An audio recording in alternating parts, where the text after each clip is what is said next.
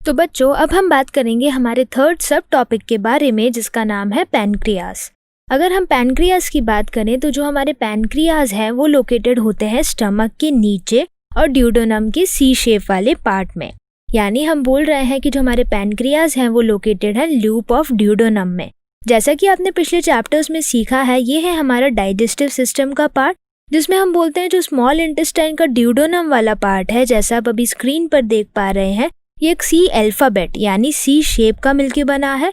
और इस सी शेप वाले जो अल्फाबेट के स्ट्रक्चर को आप देख रहे हैं, इसके आगे प्रेजेंट है हमारे पैनक्रियास, जो कि एक एंडोक्राइन ग्लैंड है। तो हम जैसे कि डाइजेस्टिव सिस्टम के बारे में पढ़ते हैं, उसमें हम ह्यूमन एलिमेंट्री कैनाल की बात करते हैं, तो वहाँ इधर आता है हमारा स्टमक, ये हमारा लिवर है और ये है हमारा स्मॉल इंटेस्टाइन का ड्यूडेनम। तो हम बोलते हैं कि जो पैनक्रियास है वो लोकेटेड है हमारे लूप ऑफ ड्यूडेनम के अंदर। इसके बाद हम बात करते हैं कि जो हमारे पैनक्रियास है वो एक कॉम्पोजिट ग्लैंड है। अब कॉम्पोजिट ग्लैंड से क्या मतलब है हमारा? कॉम्पोजिट ग्लैंड मतलब मिक्सचर दो अलग तरीके के स्ट्रक्चर का। तो जो हमारे पैनक्रियास है वो कॉम्पोजिट ग्लैंड है, यानी उसके पास है एक एक्सोक्राइन पार्ट और एक है उसके पास एंडोक्राइन पार्ट। जैसा कि हमने पहले सीखा है कि जो एक्सोक्राइन पार्ट होता है वो रिलीज करता है एंजाइम्स जो डाइजेशन में मदद करते हैं, और दूसरा होता है एंडोक्राइन पार्ट जो रिलीज करते हैं हार्मोन्स, और ये हार्मोन्स बॉडी के बाकी फंक्शन परफॉर्म करने में हमारी मदद करते हैं।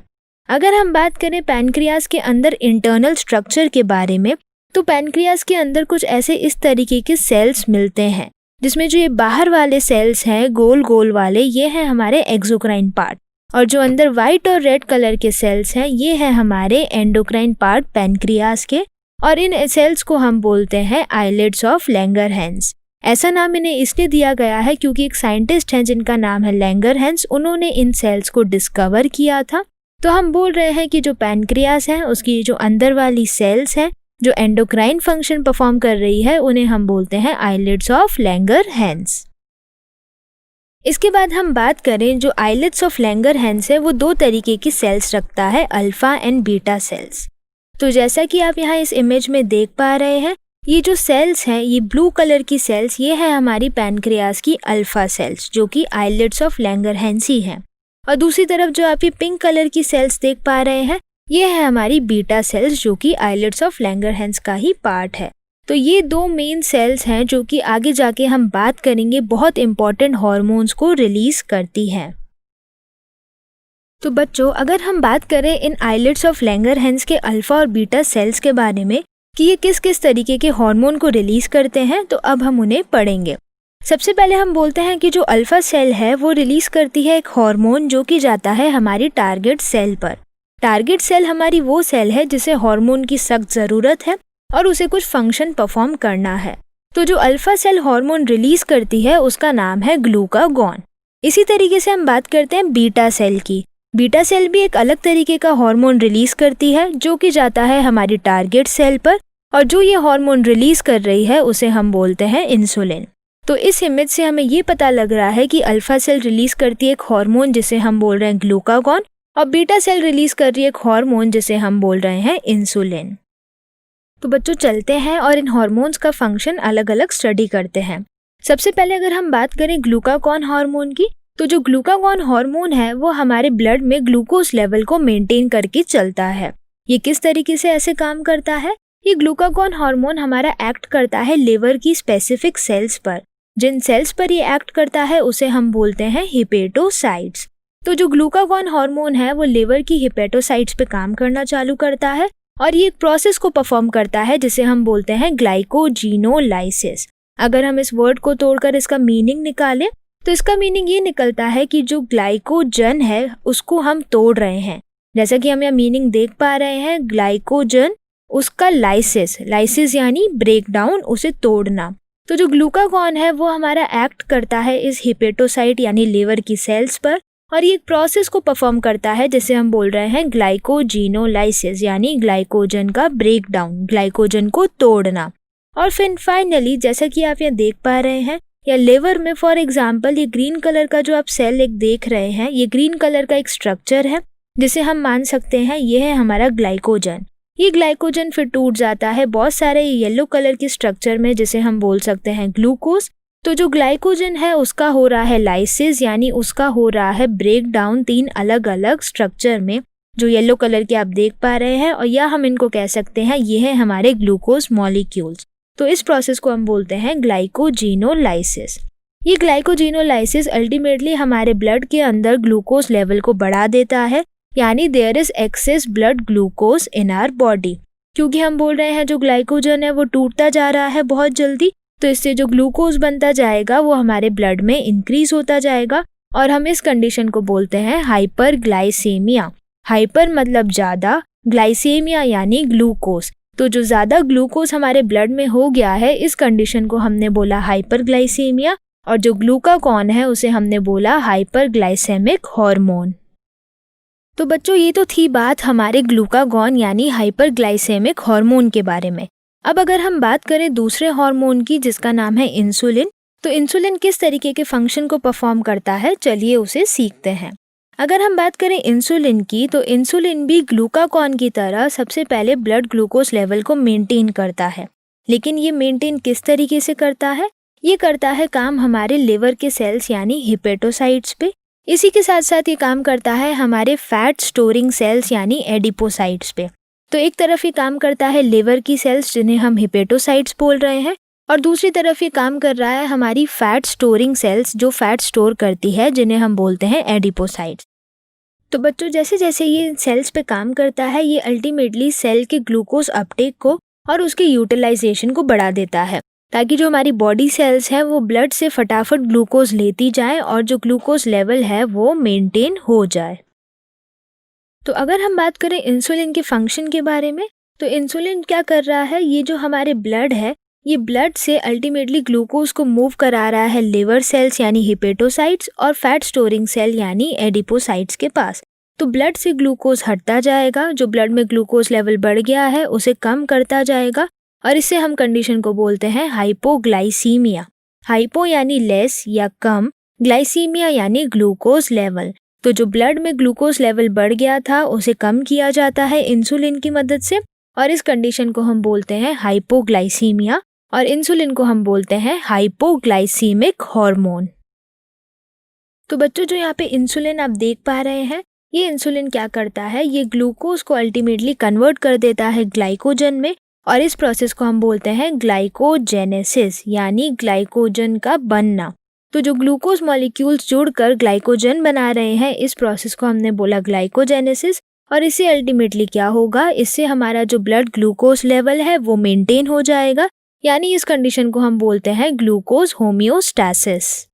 तो बच्चों चलते हैं और ग्लूकोज होमियोस्टैसिस को एक इमेज के थ्रू यहाँ समझते हैं। जैसा आप यहाँ देख पा रहे हैं, अभी हमारा ऑप्टिमम लेवल यानी एक बैलेंस मेंटेन्ड है ग्लूकोज लेवल और इंसुलिन लेवल्स में।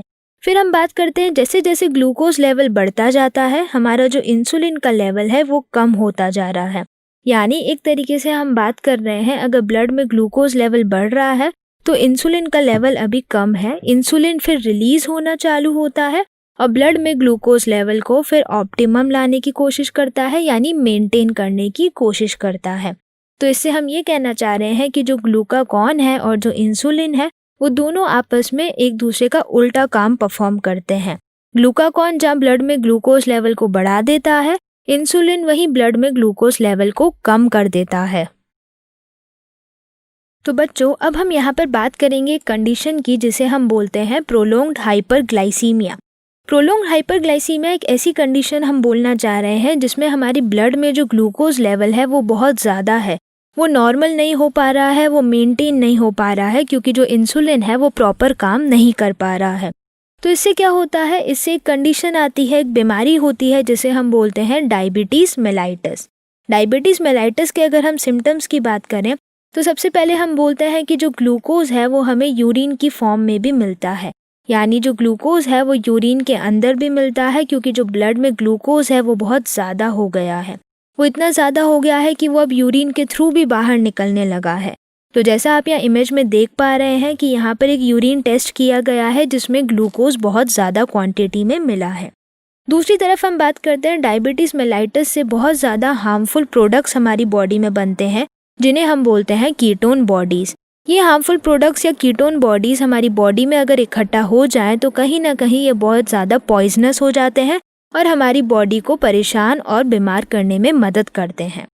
इसके अलावा हम बात करें पेशेंट्स को ठीक करने के लिए यहाँ पर एक इंसुलिन थेरेपी दी जाती है, जिसमें हम बात करें जो डायबिटीज़ के पेशेंट हैं उन्हें इंसुलिन के इंजेक्शंस लेने होते हैं टाइम टू टाइम, ताकि जो ब्लड ग्लूकोज लेवल है वो कम होकर नॉर्मल हो जाए और जो हाइपरग्लाइसेमिक कंडीशन है वो मेंटेन हो जाए, होम्योस्टैसिस वाली कंडीशन आ जाए। तो बच्चों अब हम यहाँ पर बात करेंगे कॉन्सेप्ट टेस्ट की। क्या आप रेडी हैं एक चैलेंज के लिए? चलिए इस क्वेश्चन को देखते हैं। हमारा क्वेश्चन है, the hormone secreted by beta cells of pancreas is a insulin, b glucagon, c both a and b and d none of the above. तो हमें इन चारों ऑप्शन में से एक सही ऑप्शन सेलेक्ट करना है, जिसमें हमें ये बताना है कि जो पैनक्रियाज है उनके बीटा सेल से कौन सा हार्मोन रिलीज होता है। हम यहाँ पर वीडियो को 2 मिनट के लिए पॉज करेंगे ताकि आप इस क्वेश्चन को सॉल्व कर सकें। और हमारा आंसर है ए यानी इंसुलिन। तो जो बीटा सेल्स हैं पैनक्रियाज की वो रिलीज करती हैं एक हार्मोन जिसे हम बोलते हैं इंसुलिन। अब हम यहाँ पर बात करेंगे समरी या नोट मेकिंग की। तो अभी तक आपने जितनी भी चीज़ें सीखी हैं उन्हें आप यहाँ पर देखेंगे, रिवाइज करेंगे और अपनी कॉपी में लिखेंगे। हमारा सबसे पहला पॉइंट है, thymus play a major role in development of immune system. जो हमारा थाइमस एंडोक्राइन ग्लैंड है वो हमारे इम्यून सिस्टम को डेवलप करने में एक बहुत मेजर रोल प्ले करता है।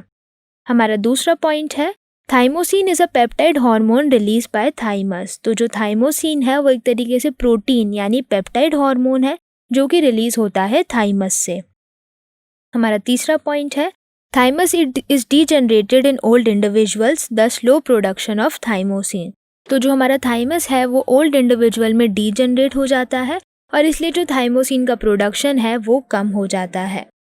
हमारा फोर्थ पॉइंट है, as a result the immune responses of old persons become weak. क्योंकि जो ओल्ड इंडिविजुअल्स है उसमें थाइमस डीजेनरेट हो जा रहा है, थाइमोसिन का प्रोडक्शन बहुत कम है, तो जो इम्यून रिस्पॉन्सेज हैं ओल्ड पर्सन्स के वो बहुत वीक हैं। हमारा फिफ्थ पॉइंट है, under production of hormones by the adrenal cortex alters carbohydrate metabolism. तो जो हमारे हार्मोन्स हैं उनका अगर प्रॉपर प्रोडक्शन नहीं हो रहा है एड्रिनल कॉर्टेक्स से तो अल्टीमेटली ये कार्बोहाइड्रेट मेटाबॉलिज्म को अफेक्ट करते हैं। हमारा सिक्स पॉइंट है, adrenaline and nor adrenaline are rapidly secreted in response to stress of any kind. तो जैसा कि हमने सीखा था जो एड्रिनलिन है और जो नॉर एड्रिनलिन है वो हमारे स्ट्रेस हार्मोन्स हैं जो कि स्ट्रेस या इमरजेंसी कंडीशंस में रिलीज होते हैं। हम यहाँ पर वीडियो को 5 मिनट के लिए पॉज करेंगे ताकि आप ये पॉइंट्स आसानी से अपनी कॉपी में लिख पाएँ। हमारा नेक्स्ट पॉइंट है, catecholamines also stimulate the breakdown of glycogen resulting in an increase concentration of glucose in blood. जैसा कि हमने देखा था कीटोकोलेमाइंस हमारे ग्लाइकोजन को तोड़ने में भी मदद करते हैं ताकि जो ग्लूकोज लेवल है वो ब्लड में इंक्रीज हो जाए। हमारा नेक्स्ट पॉइंट है, the adrenal cortex secretes many hormones commonly known as glucocorticoids. तो जो हमारा एड्रिनल कॉर्टेक्स है वो बहुत सारे हार्मोन्स रिलीज करता है जिनमें से हम नाम देते हैं कॉर्टिकॉइड्स। हमारा 10th पॉइंट है, in our body cortisol is the main glucocorticoid.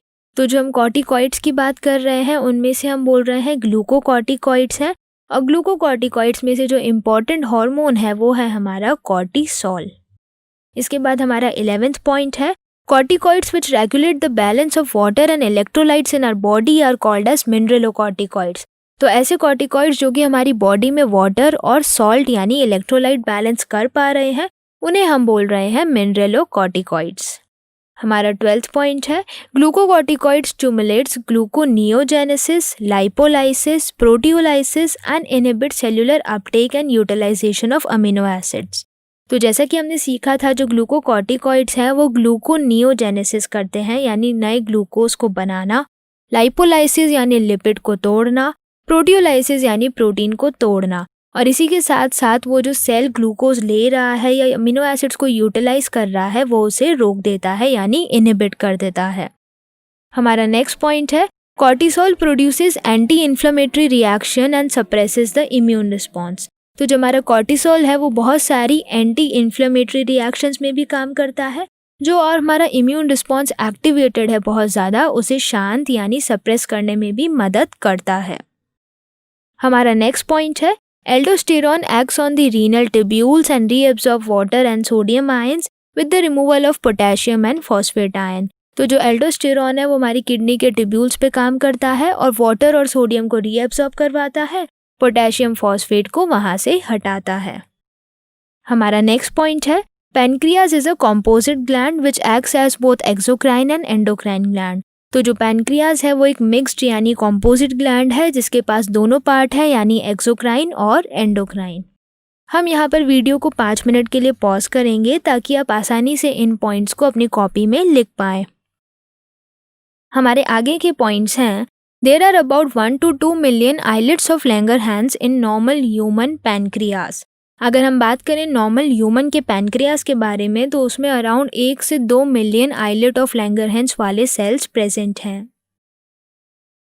हमारा 17 पॉइंट है there are 2 types of islets of Langerhans namely alpha and beta cells. तो जो आइलेट्स ऑफ लैंगरहैंस है उसमें 2 मेन टाइप के सेल्स होती हैं, अल्फा एंड बीटा सेल्स।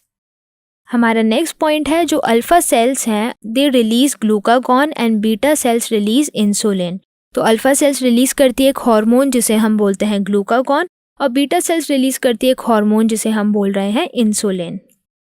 हमारा नेक्स्ट पॉइंट है glucagon acts mainly on the liver cells, hepatocytes and stimulates glycogenolysis resulting in an increase blood sugar hyperglycaemia. तो जो ग्लूकागॉन है वो हमारी लिवर सेल्स पे काम करता है जिन्हें हम बोलते हैं हिपेटोसाइट्स और ये प्रोसेस करने में मदद करता है जिसे हम बोलते हैं ग्लाइकोजिनोलाइसिस और इससे अल्टीमेटली जो ब्लड शुगर लेवल है वो बढ़ जाता है और इस कंडीशन को हम बोलते हैं हाइपरग्लाइसीमिया। हमारा नेक्स्ट पॉइंट है glucagon reduces cellular glucose uptake and utilization thus glucagon is hyperglycemic hormone. तो ग्लूकागॉन हमारे सेल के ग्लूकोज अपटेक को और उसके यूटिलाइजेशन को रोक देता है और इससे हम बोलते हैं कि ये हाइपरग्लाइसेमिक हार्मोन है। हमारा नेक्स्ट पॉइंट है insulin acts mainly on hepatocytes and adipocytes cells of adipose tissue and ultimately stimulates the conversion of glucose to glycogen glycogenesis in the target sales.